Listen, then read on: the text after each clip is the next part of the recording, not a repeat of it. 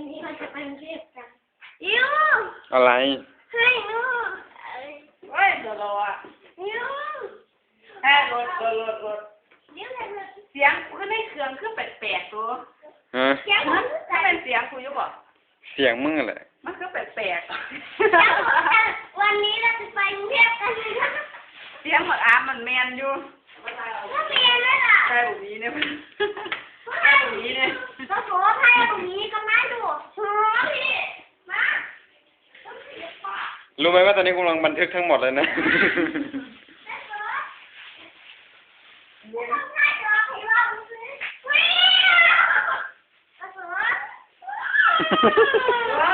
เดี๋ยวถ้าเราว่า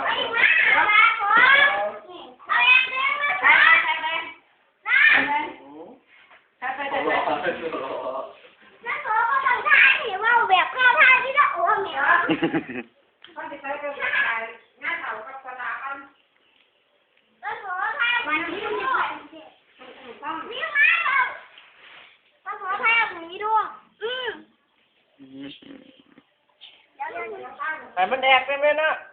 แต่มันยิ้มใส่กล่องไปไหมนะจะไปจานมันเดี๋ยวมันจะยิ้มเองดอก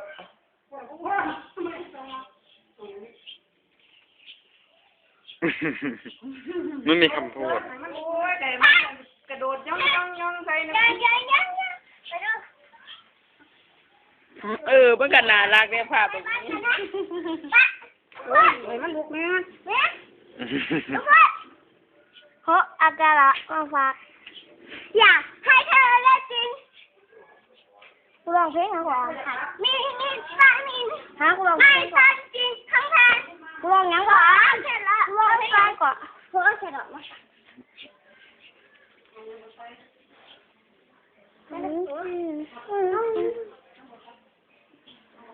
อันนี้เราจะไปกรุงเทพกันนะกับน้าเสือกับน้าแม่แต่วันนี้เราจะไปฉีดยากันยุงที่บ้านยายตังอยาก